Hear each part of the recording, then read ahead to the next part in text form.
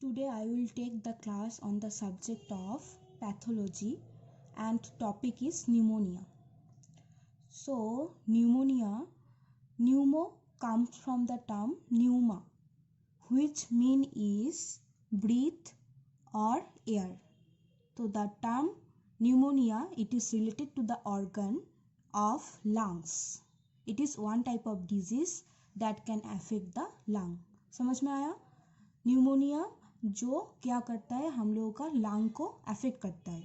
ये न्यूमा से आया है, जो जिसका मीनिंग है ब्रीथ और एयर. हम लोगों का लंग ही हम लोग का ब्रीदिंग लेने के टाइम में हेल्प कर रहा है, रेस्पिरेशन के टाइम में हेल्प कर रहा है. तो न्यूमोनिया लंग का ही एक डिसऑर्डर है. Next I will discuss about the definition of pneumonia. Pneumonia is the infection और कंसोलिडेशन ऑफ लंग पैरेन्काइमा. ये क्या होता है? न्यूमोनिया में क्या होता है? लंग में इन्फ्लामेशन हो जाता है, इन्फेक्शन हो जाता है, कंसोलिडेशन भी हो जाता है पैरेन्काइमा में. दो टर्म यहाँ पे आया, एक है consolidation, another is parenchyma. First I will tell the what is parenchyma. Every organ has two part, one is functional part, another is structural part. तो फंक्शनल पार्ट को हम लोग बोलते हैं parenchyma. Lung parenchyma means lung का जो functional part होगा उसको बोलेंगे लंग पैरेन्काइमा. और another part is structural part, उसको हम लोग बोलते हैं स्ट्रोमा. यहाँ पे न्यूमोनिया में लंग पैरेन्काइमा मीन्स लंग का जो फंक्शनल पार्ट होता है वहाँ पे कंसोलिडेशन हो जाता है. कंसोलिडेशन मीन्स क्या है? नॉर्मली लंग पैरेन्काइमा का सेल जो होता है वो सॉफ्ट होता है और दो cells are filled with air. But यहाँ पे न्यूमोनिया डिजीज में क्या हो जाएगा? वो लंग पैरेन्काइमा का cell mainly filled with liquid instead of air, and soft tissue और soft cell is converted into the hard tissue. उसको ही हम लोग बोलेंगे कंसोलिडेशन. समझ में आया? तो it is all about the definition of pneumonia. Next I will discuss about the predisposing factors of pneumonia. Means जो फैक्टर में क्या करेगा? न्यूमोनिया होने में हेल्प करेगा. जो फैक्टर होने से न्यूमोनिया ज़्यादा होने का चांस होगा उसको बोलेंगे प्रेडिस्पोजिंग फैक्टर. फर्स्ट पॉइंट है extreme age. Infant old age are more prone to development of pneumonia because infant का भी immunity status low होता है, old age का भी immunity status low होता है, तो इन लोगों का ज़्यादा चांस है न्यूमोनिया होने का.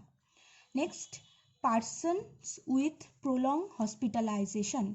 I think you all know nosocomial infection. Hospital में जब पेशेंट आया था तब उसका कोई भी बीमारी नहीं था, बट हॉस्पिटल में रहने के टाइम में जो उसके अंदर में इन्फेक्शन होगा उसको हम लोग बोलेंगे नोजोकोमियल इन्फेक्शन. तो pneumonia is the most common type of nosocomial infection, जिसके लिए क्या होता है? प्रोलॉन्ग हॉस्पिटलाइजेशन के वजह से पेशेंट का हो सकता है. Okay, next third point is chronically ill patient. Those patients who are in the critical care unit, mainly the comatized patient, unconscious patient, severely injured patient, those patients are more prone to development of pneumonia. Okay, next fourth point, patients with chronic end stage renal disease. जिन लोगों का chronic renal disease है, end stage में चला गया है, उन लोगों का भी क्या होता है? न्यूमोनिया होने का रिस्क ज़्यादा होता है. Okay, next fifth point and last point is coexistence with other lung disease. किसी का न्यूमोनिया नहीं है बट अदर्स लंग डिजीज है, किसी का एज्मा है, ब्रोंकियाक्टिसिस है, ब्रोंकाइटिस है, उसका न्यूमोनिया होने का चांस नॉर्मल से ज़्यादा हो जाएगा. तो those are the predisposing factor. Okay,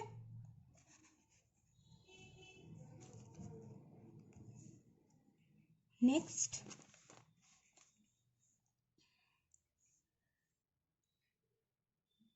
I will discuss about the defense mechanism of lung. Normal people का तो कभी भी न्यूमोनिया नहीं होता है. लंग का एक स्पेसिफिक डिफेंस मेकानिज्म के वजह से किसी का न्यूमोनिया नहीं होता है. जब वो डिफेंस मेकानिज्म चेंज हो जाता है, डिफेंस मेकानिज्म लंग खुद का डिफेंस नहीं कर पा रहा है, तब क्या होगा, उन लोगों का न्यूमोनिया होने का चांस ज़्यादा हो जाएगा. फर्स्ट डिफेंस मेकानिज्म में है काफ रिफ्लेक्स.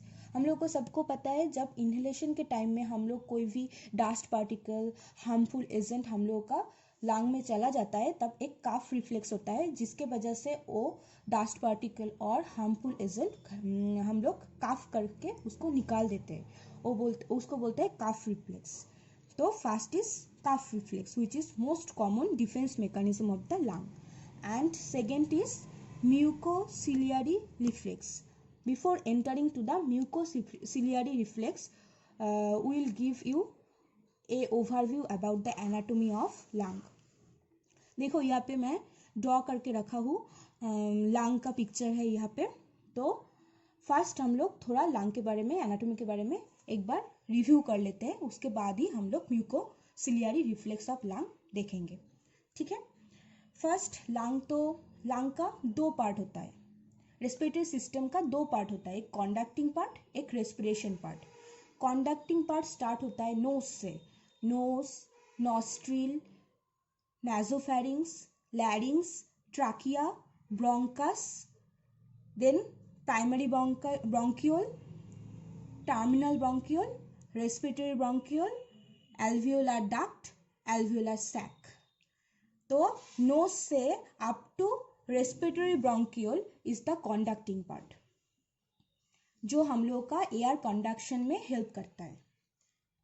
और respiratory part is consist of alveolar duct and alveolar sac, जिसमें हम लोग का मेन एयर एक्सचेंज होता है. समझ में आया?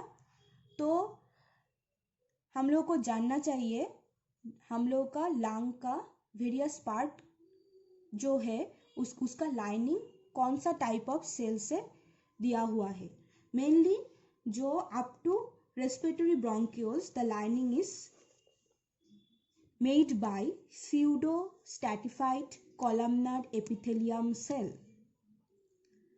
Pseudo stratified columnar epithelium cell से हम लोग का रेस्पिरेटरी ब्रोंकियोल तक जो लाइनिंग है वो प्रिपेयर होता है, मेड होता है. तो इसमें स्यूडो क्यों बोला है? हम लोग जब ऐसा टाइप का सेल को माइक्रोस्कोप के नीचे में देखेंगे, तब हम लोग को लगेगा ये सेल मल्टीपल लेयर में है. स्ट्रैटिफाइड मीन्स मल्टीपल लेयर में सेल रहने को हम लोग बोलते हैं स्ट्रैटिफाइड सेल. बट ये एक ही लेयर में होता है. देखो नॉर्मली जो होता है ये सब एक ही लेयर ऑफ सेल है जो बेसमेंट मेम्ब्रेन के साथ अटैच हुआ है. बट हम लोग जब इसको माइक्रोस्कोप के अंदर में देखेंगे, एक छोटा बड़ा होने की वजह से इसको ऐसा टाइप ऑफ फीचर देखेंगे, तो हम लोग को लगेगा ये मल्टीपल लेयर में है. इसको इसलिए बोलते हैं इसको स्ट्रैटिफाइड. और इसमें एवरी सेल में क्या होता है, सीलिया भी होता है. बाद में हम लोग डिस्कस करेंगे इसका फंक्शन क्या है एंड सो ऑल. एंड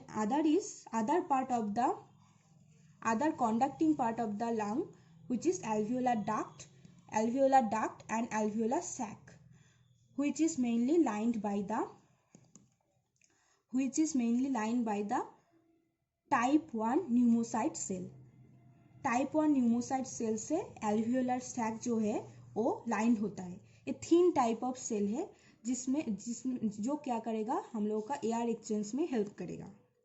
और another cell is type 2 pneumocyte cell. ये अंदर में कॉटन टाइप ऑफ सेल है जो हम लोगों का सर्फेक्टेंशन या हम लोग का सर्फेक्टेंशन है वो कमाने में हेल्प करता है. This is also called surfactant. And this type 2 pneumocyte cell helps to reduce the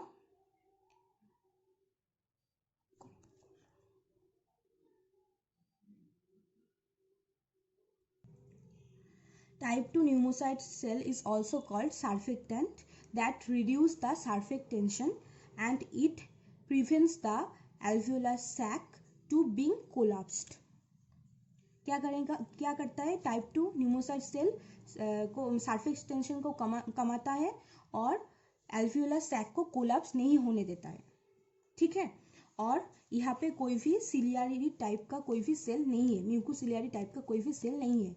यहाँ पे मैक्रोफाज है जो क्या करता है, इनगल्प करता है, कोई भी फॉरेन पार्टिकल्स अंदर में घुस जाएगा और कोई भी हार्मफुल एजेंट अंदर में घुस जाएगा तो मैक्रोफाज कैन इनगल्प दोस एजेंट।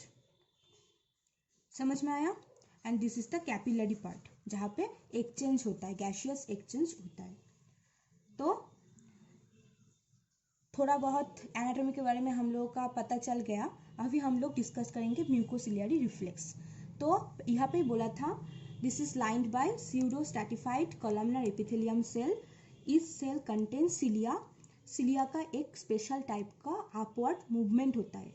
ये अपवर्ड मूवमेंट क्या करता है, कोई भी फॉरेन पार्टिकल जब हम लोग का लंग में घुस जाएगा तब ये मूवमेंट करके, अपवर्ड मूवमेंट करके इसको निकाल देगा थ्रू एक्सपेक्टोरेशन।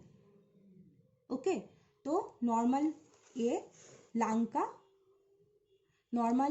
का रिफ्लेक्स है जो लंग को नॉर्मली कोई भी डिजीज होने से बचाता है। बट कोई भी पेशेंट का काफ रिफ्लेक्स नहीं है, प्रॉब्लम हो रहा है काफ रिफ्लेक्स में, अनकॉन्शियस पेशेंट हो सकता है, एनास्थेशिया पेशेंट हो सकता है, पोस्ट ऑपरेटिव पेशेंट हो सकता है, किसी का म्यूकोसिलियरी रिफ्लेक्स नहीं हो रहा है जिसके वजह से कोई भी फॉरेन पार्टिकल अंदर में घुस जाएगा तो वो उसको निकल नहीं पाएगा। दैट में leads to increase the chance of pneumonia. समझ में आया।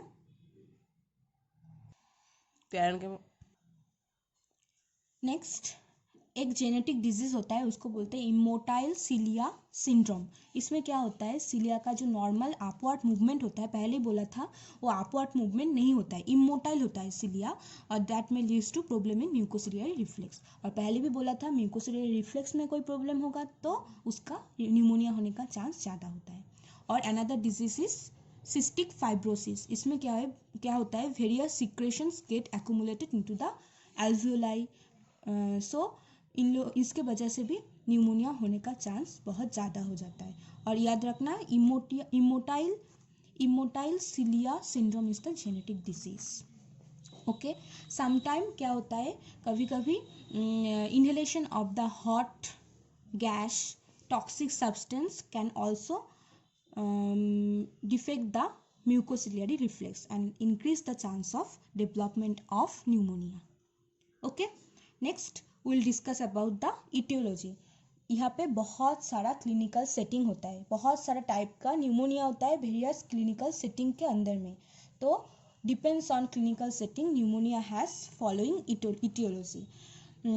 First I will discuss about the community acquired acute pneumonia. इसमें कम्युनिटी एक्वायर्ड एक्यूट न्यूमोनिया में हम लोगों का एवरी क्लिनिकल सेटिंग में 2-3 करके कॉजेटिव एजेंट का नाम याद रखना पड़ेगा। मेन कॉजेटिव एजेंट और common causative agent of community acquired acute pneumonia are streptococcus pneumoniae, haemophilus influenzae, staphylococcus aureus, klebsiella pneumoniae, pseudomonas species. Okay, next type 2 clinical setting is community acquired atypical pneumonia. इसमें most common causative agents are mycoplasma pneumoniae, chlamydia species. Next third type is most common hospital acquired pneumonia. इसका causative agents है gram negative rods, staphylococcus aureus, pseudomonas species. And fourth type of clinical settings are aspiration pneumonia. We all know aspiration pneumonia occurs due to loss of cough reflex. So most common causative agents are anaerobic oral flora. Okay, next fifth type of clinical settings is chronic pneumonia, which is mainly caused by nocardia, actinomyces and mycobacterium tuberculosis. Okay, and next type is necrotizing pneumonia and lung abscess, which is mainly caused by anaerobic organisms.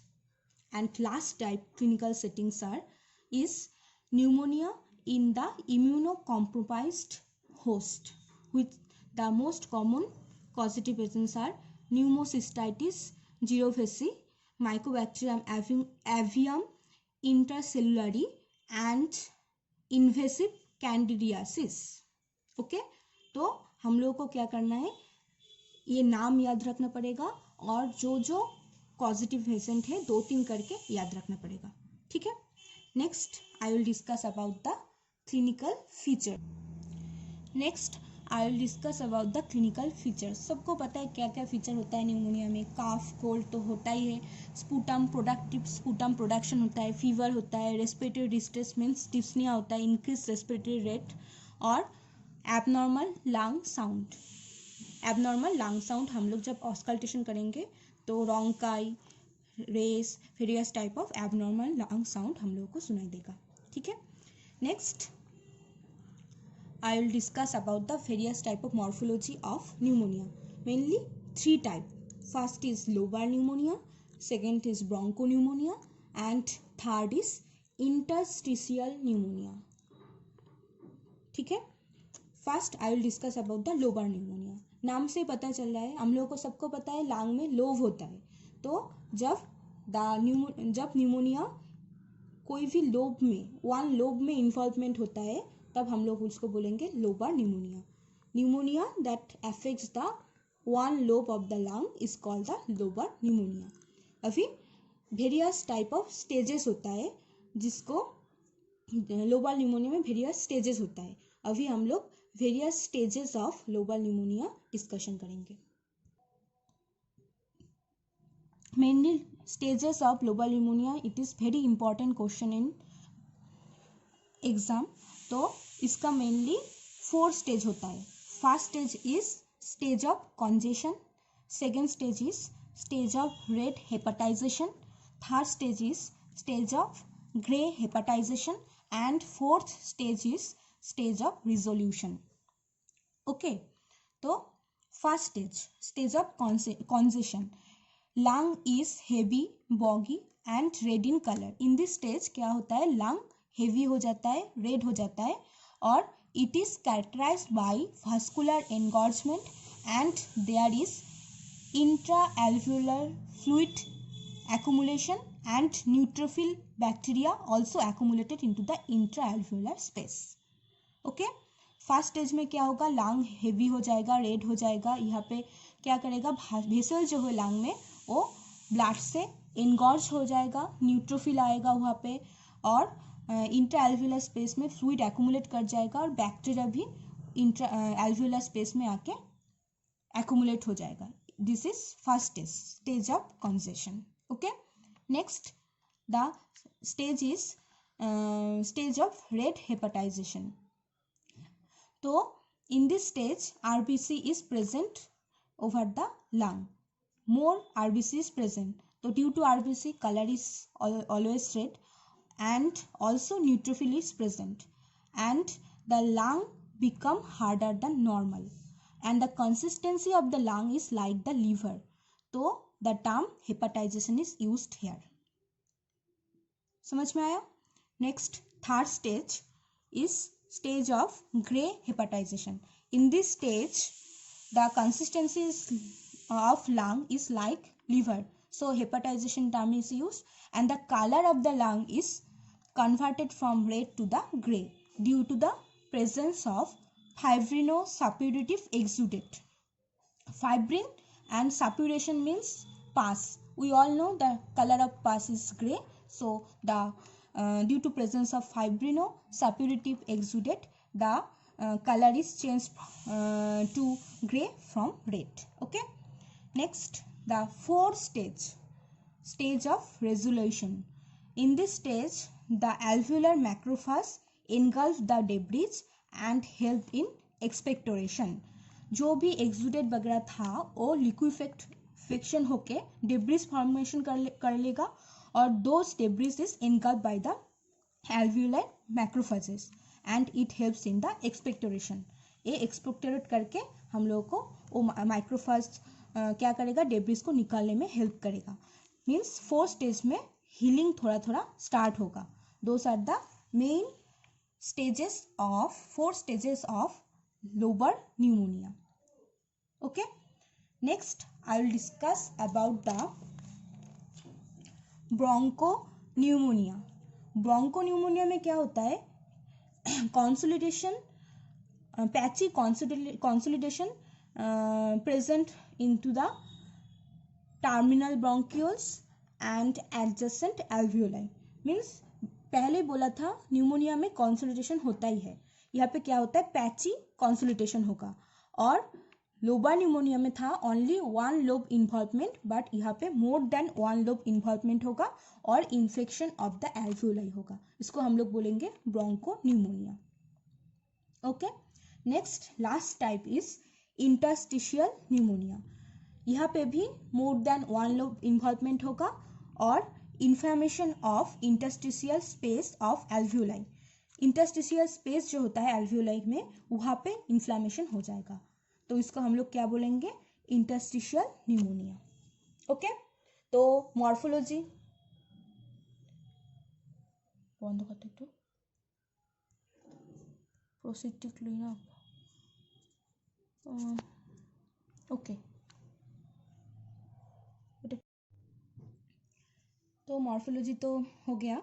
अभी हम लोग कैसे, कोई भी patient आएगा तो कैसे हम लोग न्यूमोनिया का पेशेंट को डायग्नोसिस करेंगे। मेनली तो चेस्ट एक्सरे करना पड़ेगा, तो चेस्ट एक्सरे से लोबर कॉन्सोलिडेशन है तो वो दिखेगा एक्सरे में। और नेक्स्ट स्पूटम ग्राम स्टेनिंग कर सकते हैं, कल्चर कर सकते हैं, कौन सा माइक्रो ऑर्गेनिज्म है उसको डिटेक्ट कर सकते हैं स्पूटम एग्जामिनेशन से। नेक्स्ट प्लूरल फ्लूइड एग्जामिनेशन कर सकते हैं। एंड फोर्थ इज थोरासेंटेंसिस और थोराकोसेंटेंसिस। थोराकोसेंटेंस में क्या होता है, प्लूरल फ्लूइड कलेक्ट करके हम लोग उसको इन्वेसिव प्रोसीड्योर होता है, जिससे हम लोग फ्लूइड कलेक्ट करके क्या करेंगे, उसको एग्जामिनेशन करेंगे। ठीक है, तो उससे हम लोग क्या कर सकते हैं, जिससे हम लोग कोई भी माइक्रो ऑर्गेनिज्म है या नहीं है, कौन सा कॉजेटिव एजेंट है, उसको डिटेक्ट करके उसके ऊपर डिपेंड करके हम लोग पेशेंट को ट्रीटमेंट कर सकते हैं। Next last is complication. If the pneumonia is not treated early, that may lead to various type of complication. First is pleural effusion हो सकता है, means pleural space में fluid, extra fluid accumulate हो सकता है। Second type is lung abscess, this is rare case, lung abscess बहुत ही rare है। And third is dissemination of infection, lung में इन्फेक्शन हो रहा है न्यूमोनिया के वजह से, ये इन्फेक्शन बाद में जाके अदर्स डिस्टेंट ऑर्गन जो है उसमें जाके अफेक्ट कर सकता है, थ्रू ब्लड लिम्फ उसको वो स्प्रेड हो सकता है। तो this those are the complication. ठीक, तो it is all about the pneumonia. Okay, thank you.